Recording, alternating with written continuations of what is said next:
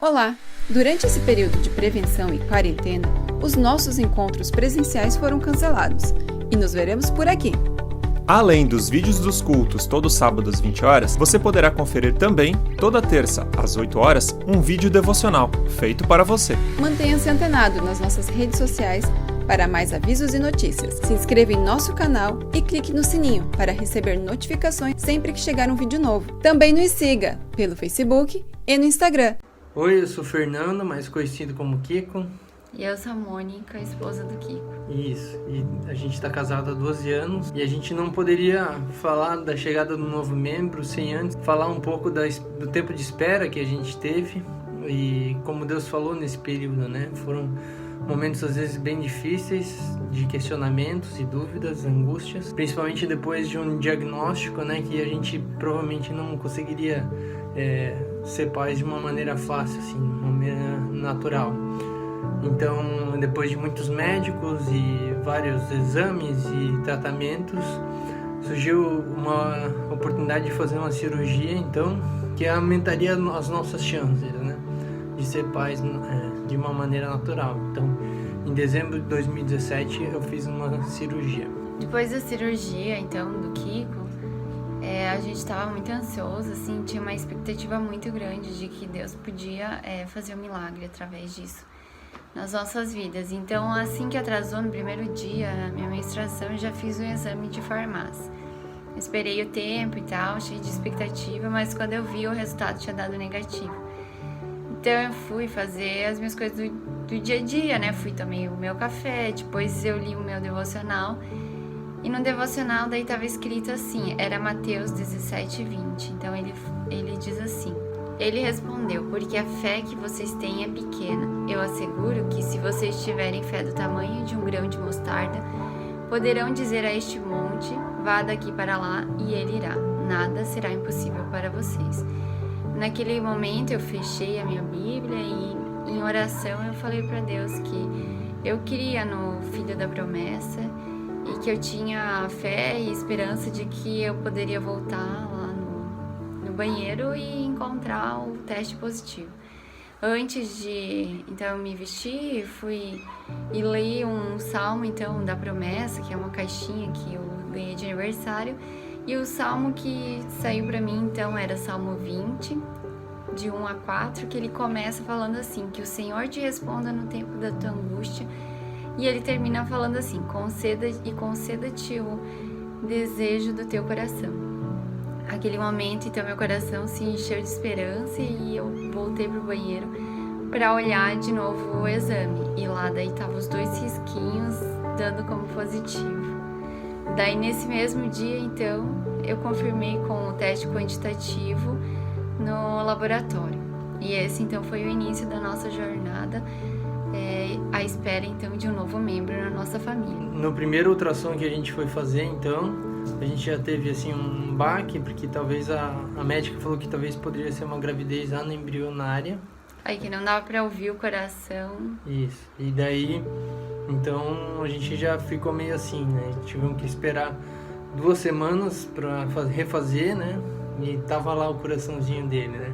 Então foi um momento também de espera e confiança no Senhor. Depois parecia tudo normal, assim, durante a gravidez toda. E na 35ª semana de gravidez, daí, a gente teve outra notícia de que o Matias não estava mais crescendo dentro. Estava com restrição de crescimento dentro da barriga da Mônica. E também refizemos alguns exames para ver se conseguia aguentar mais. E na 37ª, então, semana, a médica da Mônica disse, não, amanhã a gente vai fazer a cesárea. A gente acordou cedo, então, se preparando para o momento do parto. E quando a gente estava no carro, no caminho do hospital, a gente deu uma olhada no aplicativo da Bíblia, qual era o versículo do dia. E o versículo do dia era Eclesiastes 3:11. E no entanto, Deus fez tudo apropriado no seu devido tempo. Ele colocou um senso de eternidade de um coração humano, mas nem mesmo assim ninguém é capaz de entender toda a obra de Deus do começo ao fim. Então, Matias ele nasceu bem pequeno, ele mudou completamente as nossas vidas, porque agora ele precisava que a gente cuidasse dele, né? E ele precisou de alguns cuidados especiais, porque ele ficava hipoglicêmico, então era necessário cuidar para que ele pudesse também se desenvolver normalmente. A gente saiu então do hospital na primeira semana e ele estava com menos de 2 quilos, então muitas pessoas viam ele e falavam: nossa, é o menor bebê que eu já vi na minha vida. E quando, no primeiro mês ainda, a gente acabou descobrindo que ele tinha torcicolo congênita, que ele ficava com a cabeça virada para um lado só. Então, as nossas rotinas, elas começaram a incluir o atendimento fisioterapeuta, consultas de médicos especialistas e vários exames para que também pudesse ser resolvida essa condição. Hoje a gente vê que Deus sempre cuidou de cada detalhe e que esse milagre também na nossa vida manifestou a glória de Deus e nós somos muito gratos por isso. E esse aqui é o Matias. E o significado do nome dele não poderia ser diferente, é presente de Deus. Nós somos muito gratos a Deus pela vida dele e ele é uma bênção. Diz tchau pro pessoal, Matias. Tchau! Tchau!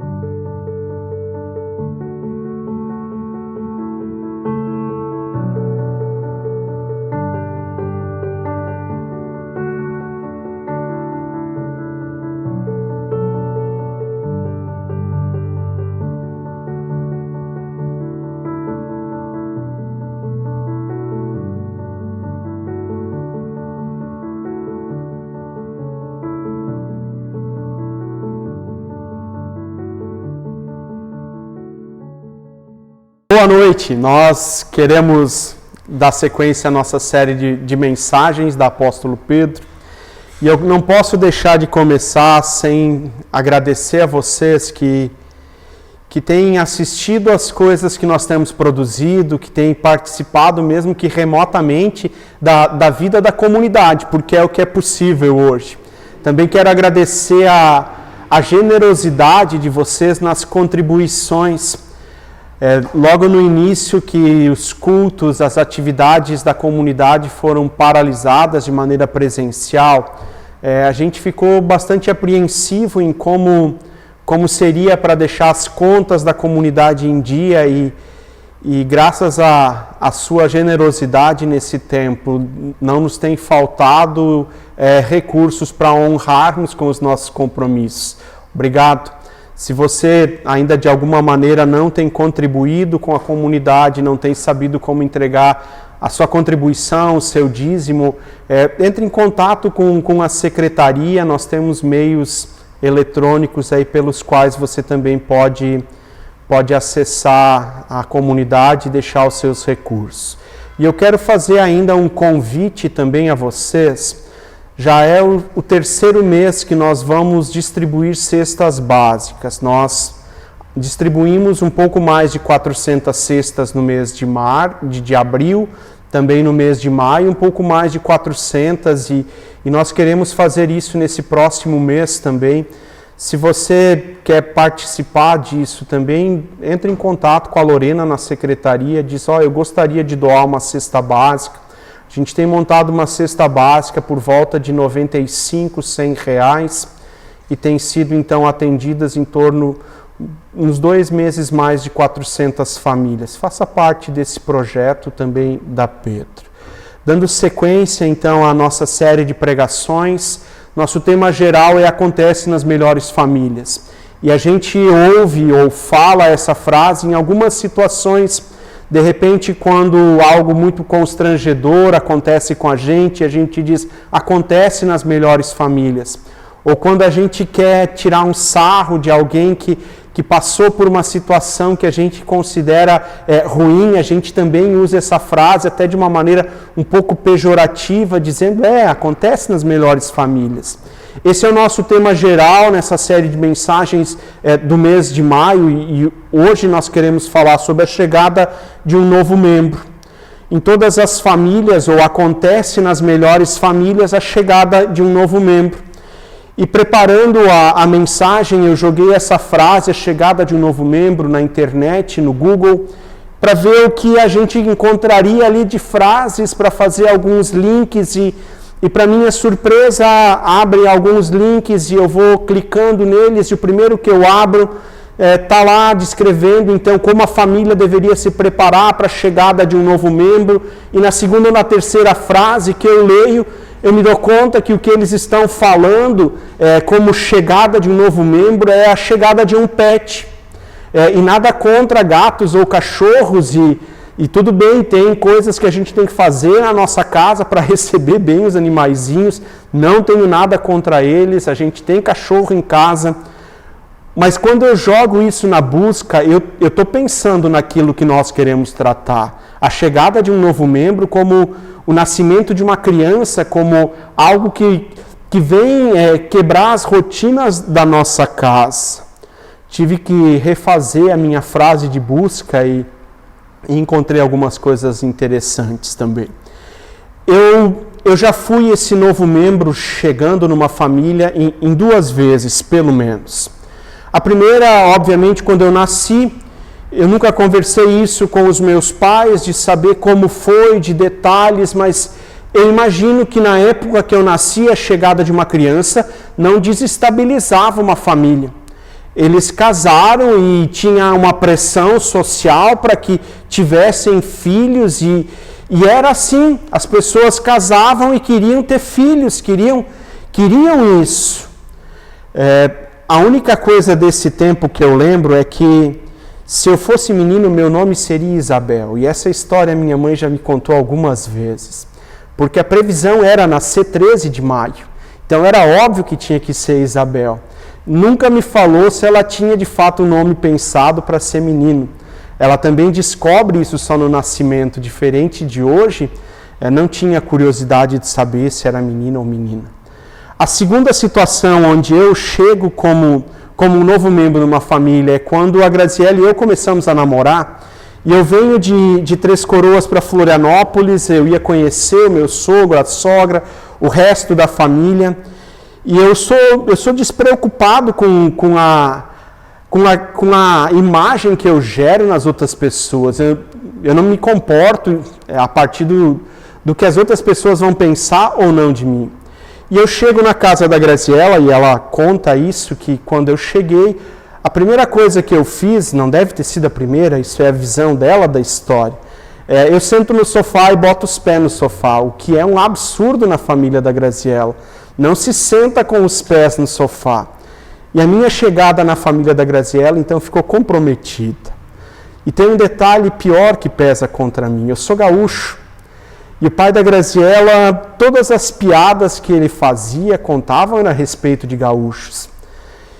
Alguns churrascos mais tarde, o meu sogro sabe que os gaúchos não são tão ruins assim. Eu até me tornei o genro preferido.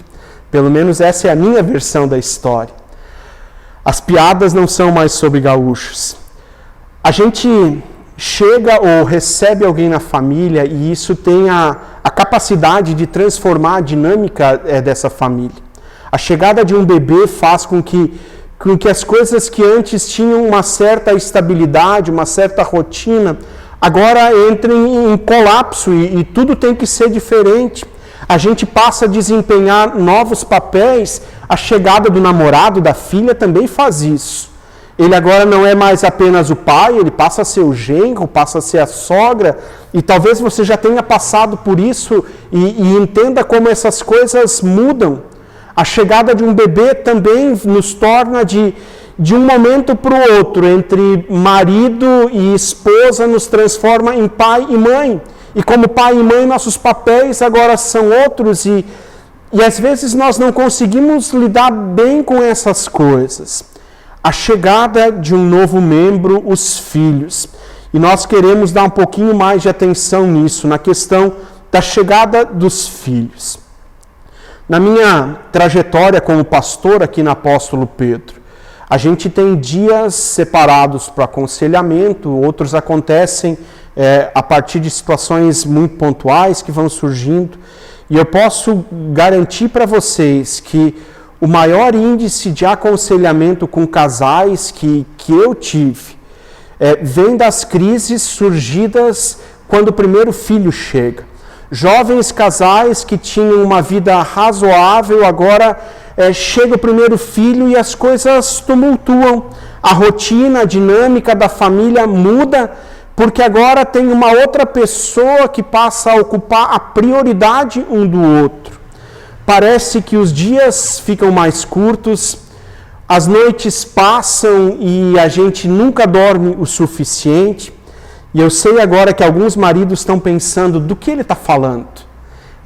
Os maridos geralmente não acordam de 2 em 2 horas para dar de mamar.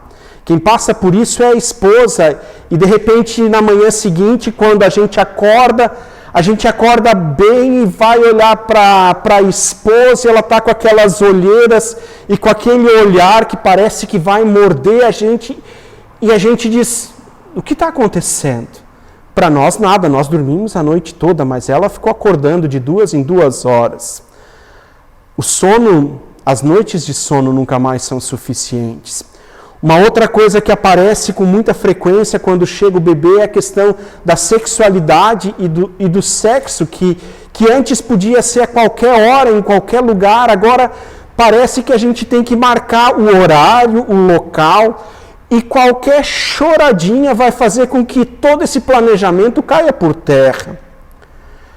São coisas que se nós, como marido e mulher, não soubermos lidar, colocam em crise ou levam o casamento a partir de uma crise para o final dele.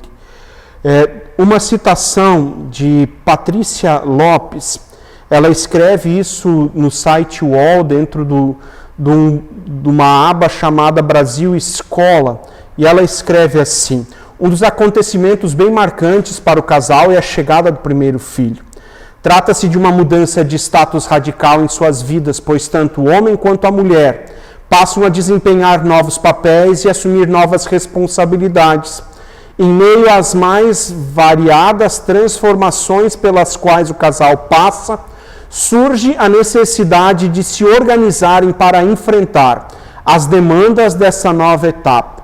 No caso dos homens, por exemplo, em sua maioria não estão preparados para esta fase que começa com a gravidez da mulher. Segundo especialistas, por mais que seja a felicidade vivenciada nesse período, os homens muitas vezes ficam sem saber como agir. A atenção da mulher, que antes era direcionada ao marido, agora é dividida com o filho e poderá despertar o sentimento de ciúme naquele. As dinâmicas da família mudam com a chegada de um novo membro. Os papéis desenvolvidos ali agora são outros. Eu não sou mais apenas marido, eu também sou pai. E sendo pai, as minhas responsabilidades, elas são diferentes das responsabilidades que eram antes. E essa constatação, eu tenho certeza que não é difícil para você também fazer. Em maior ou menor intensidade, todos nós sabemos, ouvimos, experimentamos essas mudanças, que é a chegada de um novo membro na família. Sejam dos filhos, do genro, da nora, a gente entende como, de repente, uma nova pessoa nessa equação faz com que tudo mude. Mas a gente não quer parar apenas na constatação. Seria fácil, é fácil a gente olhar para o lado e perceber isso. O que a Bíblia diz a respeito disso, dessa constituição de família e como isso deve ou deveria funcionar.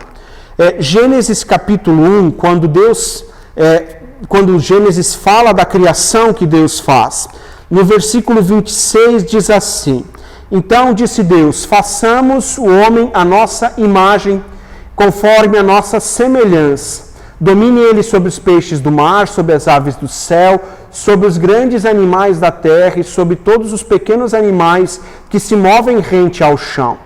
Criou Deus o homem à sua imagem, e a imagem de Deus criou homem e mulher. Deus os abençoou e lhe disse: sejam férteis e governem, sejam férteis e multipliquem-se. e governem toda a terra. Até aqui é suficiente. Na criação, Deus dá duas tarefas para o ser humano. É dada ao ser humano duas coisas que Deus espera que ele faça. A primeira delas é se multipliquem. Ou seja, Deus já está pensando, quando cria o homem e a mulher, que a chegada de um novo membro é algo natural. Está ali. Adão e Eva não foram criados para permanecerem somente eles o resto da vida. A segunda tarefa que Deus dá é governem, cuidem de toda a criação. E isso a gente também pode dizer, nós não temos feito isso da melhor maneira. A chegada de um novo membro na família é algo que foi pensado por Deus. Eu sei que existem situações de infertilidade, existem situações onde o casal opta por não ter filhos, por uma série de motivos e alguns deles justos. Eu também sei que a Bíblia fala do dom do celibato, de pessoas que por vocação divina dizem ficar sozinho, ficar solteiro é o que Deus espera de mim. Mas a chegada de um novo membro é algo que Deus pensa para a família. Andreas Kestenberg, no livro chamado Deus, Casamento e Família, escreve assim: o ideal divino é de casamento monogâmico e vitalício, coroado pela dádiva de filhos. É isso que, a partir da criação, Deus estabelece como o padrão. Qualquer coisa fora disso precisa ser tratado como exceção, e as exceções podem ser justas. Dando um passinho adiante nisso, a partir da criação, como o ser humano do Antigo Testamento vive aquilo que Deus pensou. Já na sequência, capítulo 3 de Gênesis, nós temos o pecado. Adão e Eva cedem à tentação, desobedecem a Deus, e agora o pecado passa a ser uma marca no ser humano. E todas as coisas que ele faz, carrega isso junto. A relação homem e mulher se torna confusa, se torna cheia de acusações, mentiras. A relação criatura-criador já não é mais a mesma. O ser humano não convive mais diariamente lado a lado com Deus. Ele é expulso do jardim. O pecado rouba do ser humano o privilégio da presença de Deus e o leva para longe da vontade do Criador.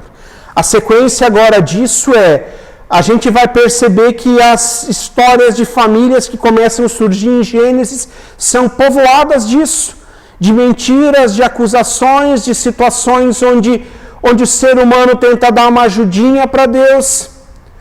No Antigo Testamento era um grande problema não ter filhos.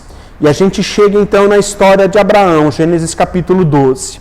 Abraão e Sara têm um chamado de Deus para saírem da sua terra e tem uma promessa de que a descendência deles será tão numerosa quanto a areia do mar. E o tempo passa e isso não acontece, e Sara tem uma ideia brilhante. Ela oferece sua escrava para que Abraão agora se deite com ela, e assim ela ajuda Deus a cumprir a tarefa. Não dá certo. Uma segunda família que eu quero citar é a de Jacó.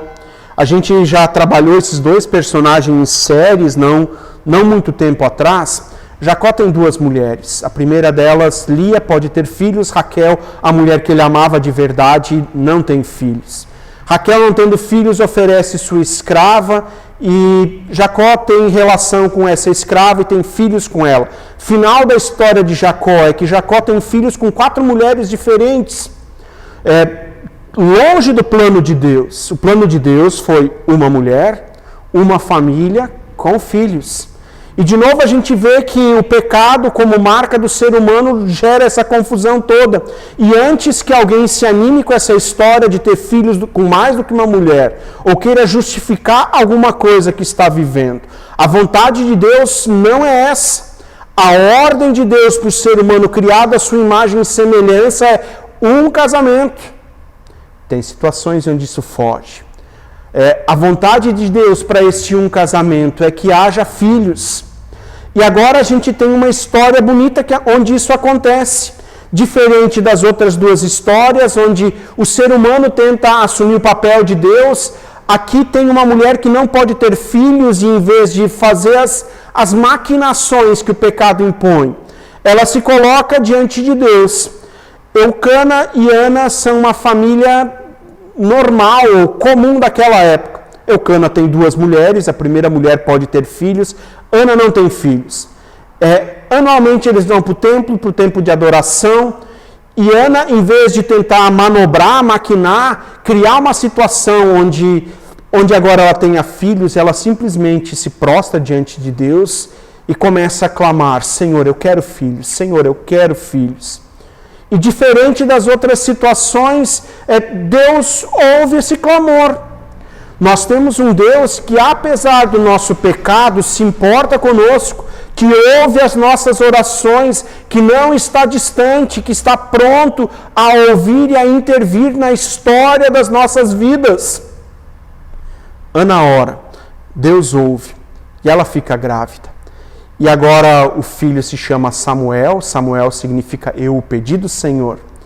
E Ana volta e consagra Samuel no templo. Diz: Deus me deu ele, eu estou devolvendo, ele vai trabalhar no templo. Ela tem outros filhos depois. Samuel foi um dos grandes líderes do Antigo Testamento. Em geral, as relações familiares do Antigo Testamento eram muito complicadas. A desobediência, o pecado fazia com que homens tivessem mais do que uma mulher, que tivessem filhos nessas relações, e nada disso foi o que Deus pensou. Agora nós temos, na sequência de Samuel, uma história que vem no Salmo 127.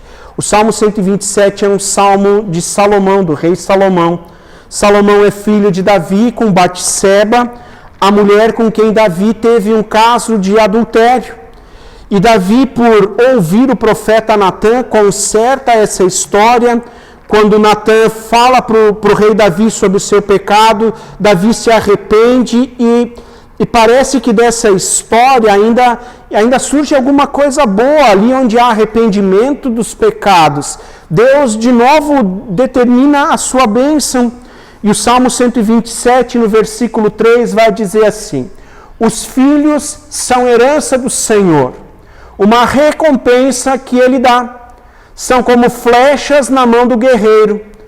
Feliz é o homem que tem a sua aljava cheia deles. Não será humilhado quando tiver que enfrentar um inimigo. Em meio a essas relações complicadas, a gente vê também no Antigo Testamento situações onde a chegada de um novo membro é vista como presente de Deus, é vista como Deus cuidando da família. O Antigo Testamento, cada família ansiava pela chegada de um novo membro, mesmo que, por vezes, fugindo da vontade de Deus, tomasse caminhos tortuosos. Novo Testamento, por sua vez, não há uma grande discussão sobre como a família deveria se portar, como deveriam ser as relações de pai e mãe, agora com a chegada do filho. Continua sendo, o ideal de família continua sendo monogâmico, indissolúvel, como Deus pede na criação. Há uma fala de Jesus em Mateus 12, falando que o divórcio não é o que Deus deseja. Jesus participa de uma festa de casamento. Dentro desse mundo do Novo Testamento, os filhos são naturalmente esperados dentro da relação marido e esposa. E quando eles não chegam, tem alguma coisa errada e se coloca isso diante de Deus. Quando eles chegam, eles não são um problema. Pelo menos não um problema suficientemente grave para que Jesus traga uma palavra a respeito disso. Ou mesmo os apóstolos escrevendo: façam isso quando isso acontecer na família de vocês. Eu sei que a cultura é outra, os tempos eram outros. Ainda assim, a chegada de um novo membro na família não a desestabilizava.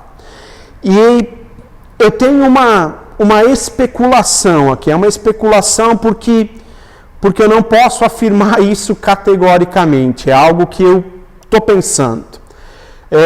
Como se faz a transição desse mundo da época de Jesus, onde os filhos eram bem-vindos, para o nosso tempo, onde parece que os filhos são um problema quando eles vêm. A gente não verbaliza isso, e também eu estou generalizando, óbvio, mas eles causam tanto tumulto que levam alguns casamentos ao final. Como se dá essa mudança de mentalidade? Primeiro, eu acho que o senso coletivo que tinha no Antigo e no Novo Testamento é algo que nós perdemos. Nós pensamos apenas em nós mesmos. Nós perdemos a capacidade de pensar no outro, de viver em função do outro, de se sacrificar em função do outro. E a palavra ágape, que nós tão facilmente traduzimos e achamos bonita quando fala do amor de Deus por nós, é isso, esse sacrifício que eu estou disposto a fazer por alguém. A primeira coisa para mim é essa, nós pensamos muito no eu, nós não conseguimos mais pensar no nós. As famílias da época de Jesus eram famílias onde se formava um clã e esse clã podia chegar a 60, 70 pessoas e todos conviviam no mesmo espaço. A chegada de mais um não gerava problema. Uma segunda coisa que eu acho que tem uma influência muito grande nisso é a construção da ideia do amor romântico. Isso vem com o iluminismo, quando agora se começa a desconstruir um pouco essa coisa do compromisso com os outros. A ideia do amor romântico é essa de que primeiro eu olho para uma situação, eu desejo ela, eu amo isso, e agora eu entro nessa relação para que esse objeto que eu amo, pode ser uma pessoa, satisfaça plenamente as minhas necessidades. Eu entro numa relação esperando que o outro me faça feliz. Eu entro numa relação esperando que o outro satisfaça todos os meus desejos, que o outro me dê prazer. A construção antes dessa ideia de amor romântico era o amor nós construímos numa relação duradoura.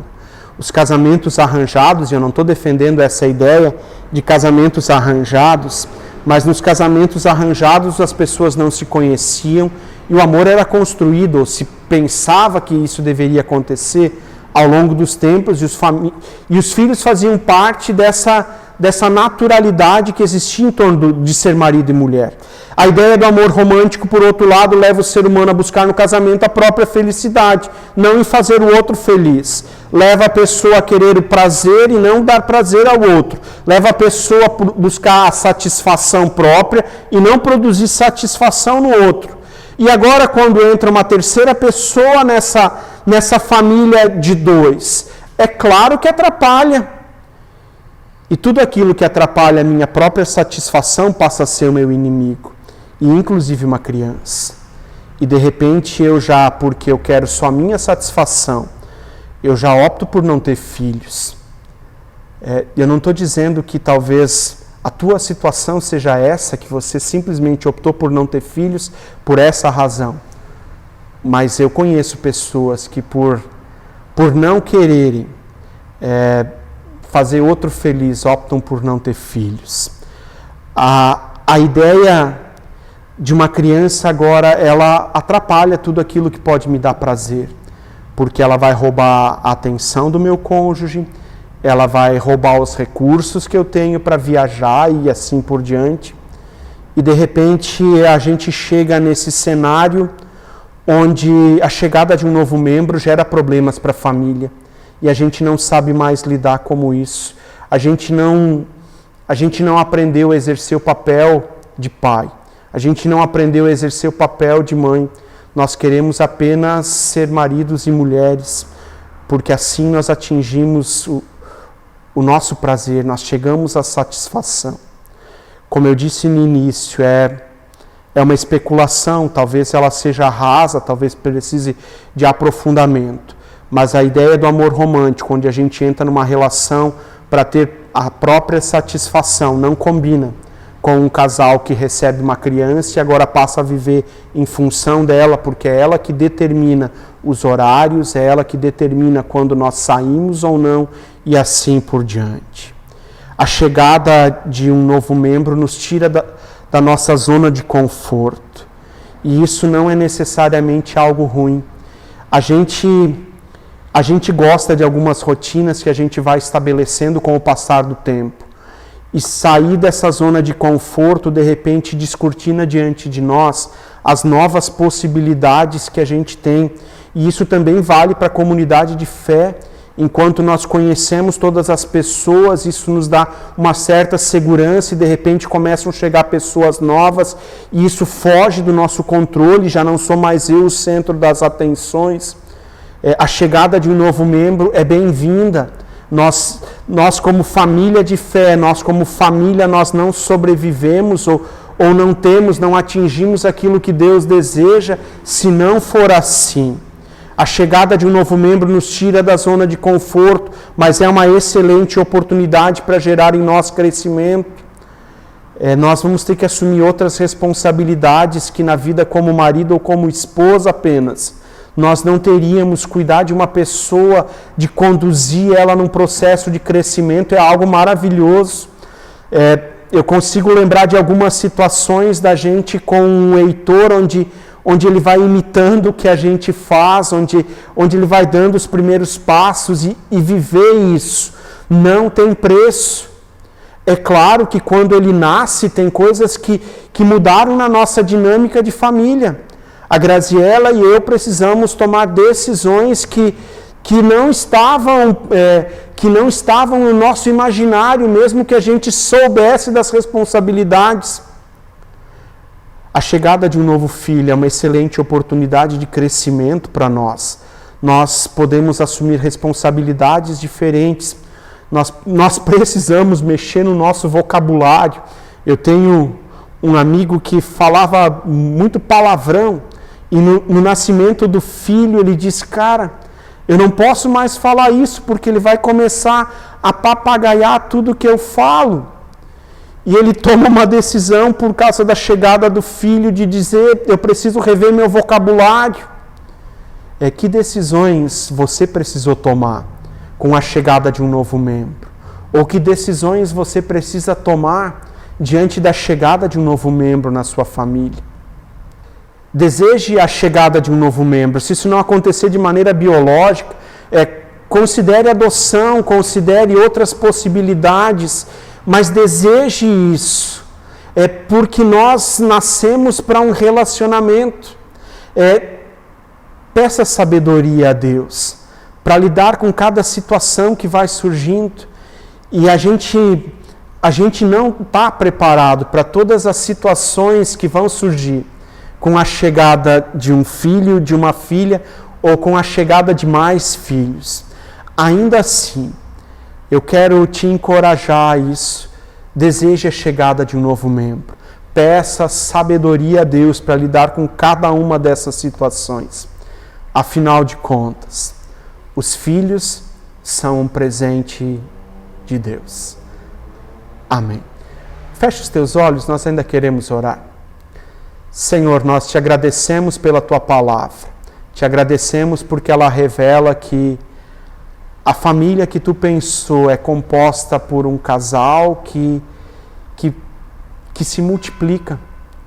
Ajuda-nos, Senhor, a entender o que tu desejas de nós. E ali, Senhor, onde os filhos não vêm por qualquer razão que seja, ajuda-nos a clamar diante de ti. Nosso desejo, Senhor, é que tu continues nos revelando a tua vontade. E diante de todas as circunstâncias que nos cercam com a chegada de novos membros às nossas famílias, nós pedimos que tu nos conduzas com sabedoria. Os filhos são um presente que tu nos dás. Que seja assim na nossa vida, em nome de Jesus. Amém.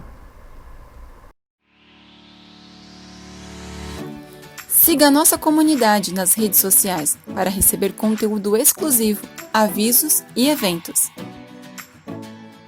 É só procurar Comunidade Apóstolo Pedro no Facebook ou Instagram. Ou acessar o nosso site apostolopedro.com.br.